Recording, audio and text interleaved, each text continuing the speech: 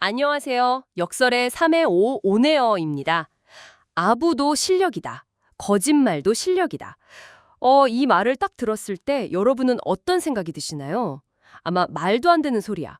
라거나 혹은 에이 그건 비겁한 사람들의 핑계일 뿐이지 뭐 이렇게 생각하실 수도 있겠죠. 하지만 이 정법에서는요. 전혀 다른 이야기를 들려줍니다. 그 말 자체가 문제가 아니라 그 말을 쓰는 사람의 중심, 그리고 그 목적이 진짜 문제라는 거죠.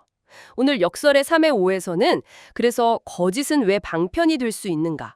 또 말 한마디가 사람을 살릴 수도, 죽일 수도 있다면 나는 내 말을 지금 어떻게 쓰고 있는가? 네, 이런 질문들을 함께 나눠보면서요. 진짜 실력 있는 사람은 과연 무엇을 갖춘 사람인가? 거기에 대해 좀 깊이 살펴보겠습니다. 자, 그럼 먼저 그 아부 이야기부터 시작해 볼까요?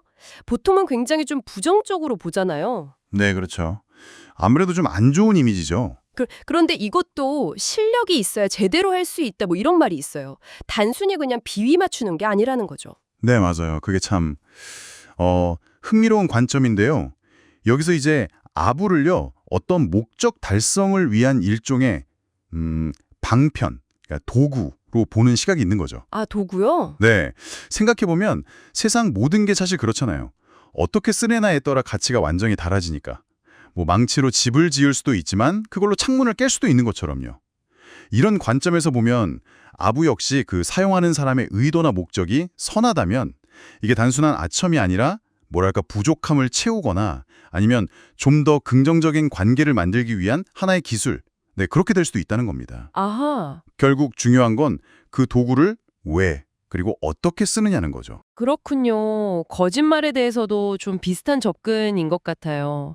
물론 거짓말은 나쁘다, 안 좋다, 이렇게 배우지만 살다 보면 정말 어쩔 수 없이 혹은 그 상황에 떠밀려서 거짓말을 해야 할 때가 있다는 점을 인정하는 거잖아요. 네, 맞아요. 심지어 상황이 거짓말하게 만들 때는 거짓말을 해야 한다, 이런 말까지 나올 정도니까요. 그 관점이 사실 우리에게 좀 불편한 현실을 딱 마주하게 하죠.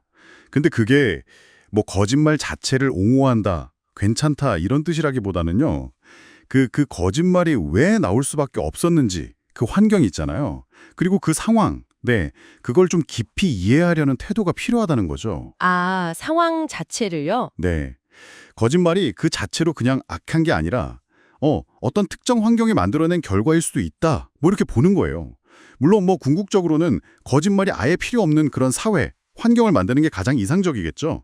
하지만 당장의 복잡한 현실 속에서는 때로는 더 큰 혼란을 막거나 아니면 공동체를 위한 차선책으로서 일종의 지혜로운 운용이 필요할 수 있다. 이런 해석도 가능합니다. 지혜로운 운용이요? 네.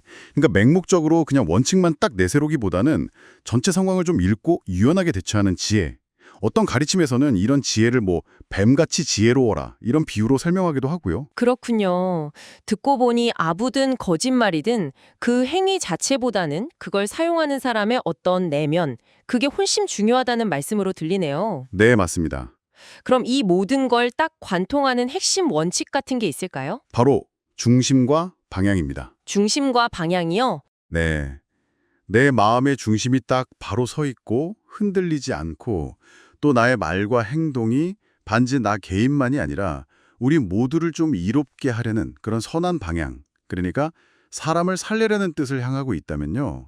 겉으로 보기에는 뭐 아부나 거짓말로 보일 수 있는 그런 행동조차도 세상을 이롭게 하는 선한 실력 혹은 지혜로운 방편이 될 수 있다는 겁니다. 와, 정말 깊이 생각해 볼 지점인 것 같아요.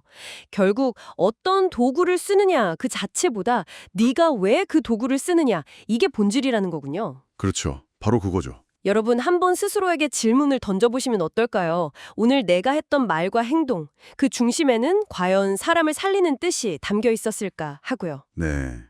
그리고 이게 결코 뭐 자기 행동을 합리화하거나 남을 조종하기 위한 그런 변명은 아니에요. 오히려 훨씬 더 높은 수준의 책임감, 그리고 끊임없는 자기 성찰을 요구하는 그런 태도죠. 아, 더 어려운 거네요. 어떻게 보면. 그렇죠. 삶에서 만나는 모든 상황이나 관계를 일종의 도구로 보고요. 그 도구들을 어떻게 하면 바르게, 그리고 모두에게 유익하게 운용할 수 있을까? 이걸 끊임없이 고민해야 하는 거죠. 예를 들면 무조건 솔직하게 직설적으로 말하기보다 상대방이 상처받지 않고 좀 받아들일 수 있도록 지혜롭게 표현하는 방법을 찾는다든지, 네네. 또 내 말 한마디가 관계를 좀 더 좋게 만들고 긍정적인 결과를 낳는데 기여하고 있는지 이걸 계속 돌아보는 것. 이런 태도가 바로 사람을 이롭게 하는 실천이고 또 궁극적으로는 스스로를 더욱 빛나게 하는 길이다. 이렇게 이야기합니다. 네, 오늘 우리는 아부나 거짓말 같은 행위들을 좀 다른 시각에서 바라봤습니다. 행위 그 자체를 넘어서서 그것을 사용하는 사람의 바른 중심과 선한 목적, 그리고 지혜로운 운용이 정말 얼마나 중요한지를 다시 한번 확인했네요. 네, 맞습니다. 결국 중심이 바로 선 사람은 세상의 모든 것을 지혜롭게 활용해서 긍정적인 방향으로 이끌어갈 수 있다. 이런 메시지였던 것 같습니다. 네.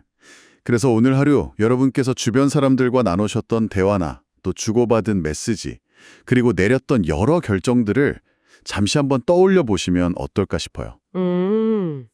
그 속에서 여러분의 운용의 지혜는 과연 어떻게 나타났을까요?